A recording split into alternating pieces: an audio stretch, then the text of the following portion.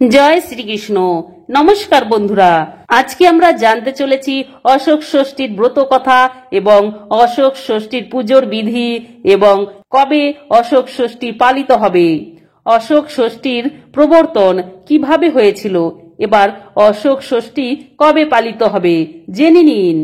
অশোক ষষ্ঠী কখনো কখনো চৈত্র মাসে পড়ে, কখনো আবার বৈশাখ মাসেও পড়ে।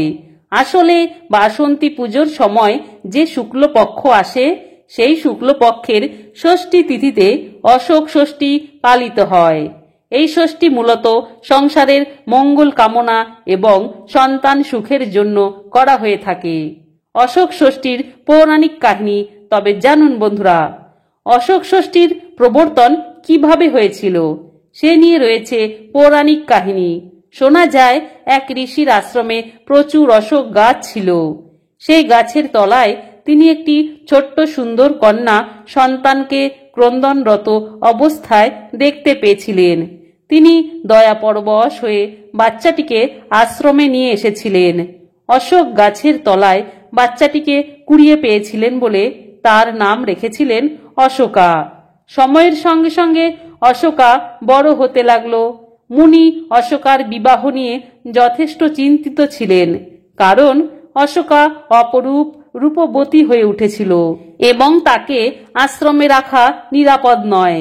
তাই ভেবে তিনি উপযুক্ত পাত্রের সন্ধান করছিলেন। কিন্তু অশোকার উপযুক্ত পাত্রের সন্ধান না পেয়ে তিনি ঠিক করেছিলেন পরের দিন ভোরবেলায় দরজা খুলে প্রথম তিনি যার মুখ দেখবেন তার হাতেই তিনি অশোকাকে সমর্পণ করবেন। এদিকে এক রাজা ওই বনে মৃগয়া করতে এসে প্রচণ্ড ক্লান্ত হয়ে পড়েছিলেন। সেই রাত্রিতে তিনি বনে কাটিয়ে পরদিন সকালবেলায় জলের খোঁজে খুঁজতে খুঁজতে ওই মুনির আশ্রমে এসে উপস্থিত হয়েছিলেন। সেখানে তিনি অশোকাকে দেখে মুগ্ধ হয়ে যান। অন্যদিকে ঋষি ভোরবেলায় প্রথম দ্বার খুলে রাজার মুখই দর্শন করেছিলেন। এরপর রাজাও অশোকার 4 হাত এক করতে বেশি সময় লাগেনি। এরপর অশোকা স্বামীর হাত ধরে ঋষির কাছ থেকে অশ্রু সজল নয়নে বিদায় নিয়ে শ্বশুরবাড়ি রওনা দিয়েছিল। মুনি অশোকা যদি চিনতে না পারে আশ্রমের রাস্তা, তাই তার আঁচলে কিছু অশোক ফুলের বীজ বেঁধে দিয়েছিলেন এবং বলেছিলেন রাস্তায় যেতে যেতে এগুলো যেন পথে 2 ধারে সে ছড়িয়ে দেয়, যাতে কোনোদিন পথ চিনে এই আশ্রমে আসতে তার অসুবিধা না হয়।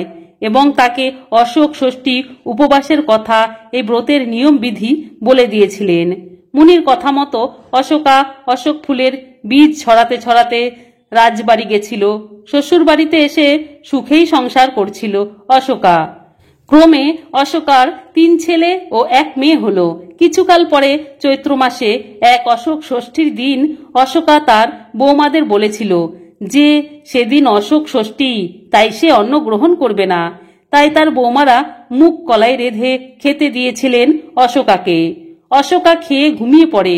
পরদিন ঘুম থেকে উঠে সকালবেলা সে দেখে তার পরিবারের সকলে মরে পড়ে আছে। কিছু বুঝতে না পেরে সে কাঁদতে কাঁদতে অশোক গাছের সারি বরাবর আবার আশ্রমে এসে উপস্থিত হয়েছিল মুনির কাছে। মুনি ধ্যান বলে পুরো ঘটনার কারণই বুঝতে পেরেছিলেন। তারপর মুনি অশোকাকে বলেছিলেন মুগ কলাইয়ের মধ্যে একটা চাল সেদ্ধ হয়ে গেছিল। অশোক ষষ্ঠীর ব্রতে অন্ন খাওয়া যায় না, ওই সিদ্ধ চাল খাওয়ার জন্যই এই বিপত্তি হয়েছে। তিনি অশোকাকে মন্ত্রপুত জল দিয়ে বলেছিলেন এই জল ছিটিয়ে দিলে সকলে আবার বেঁচে উঠবে। অশোকা ফিরে এসে সেই জল পরিবারের সকলের উপর ছিটিয়ে দিয়েছিল এবং সকলে আবার আগের মতো সুস্থ হয়ে বেঁচে উঠেছিল। এভাবেই ছড়িয়ে পড়েছিল অশোক ষষ্ঠীর মাহাত্ম্য। তবে বন্ধুরা, অশোক ষষ্ঠীর তারিখ ও তিথি শুক্লপক্ষতে পড়ে এই অশোক ষষ্ঠী। এবার এই ষষ্ঠী তিথি 2025 সালের 2রা এপ্রিল রাত 11:50 থেকে শুরু হবে। 3রা এপ্রিল রাত 9:41 পর্যন্ত চলবে। তাই অশোক ষষ্ঠী পালিত হবে 3রা এপ্রিল। অশোক ষষ্ঠীর নিয়ম। অশোক ষষ্ঠীর দিনে কখনো অন্ন গ্রহণ করা উচিত নয়। মা ষষ্ঠীকে পুজো দিয়ে 6টা অশোক ফুলের কুঁড়ি, 6টা মুগ কলাই, দই একসঙ্গে মুখে দিয়ে জল দিয়ে গিলে খেতে হবে। এই খাবারটি গিলে খেতে হয়, দাঁতে যেন না লাগে, সেদিকে বিশেষ খেয়াল রাখা উচিত। সকলেই ভালো থাকবেন, সুস্থ থাকবেন। কমেন্টে জয় মা ষষ্ঠী লিখতে মনে রাখবেন। ধন্যবাদ।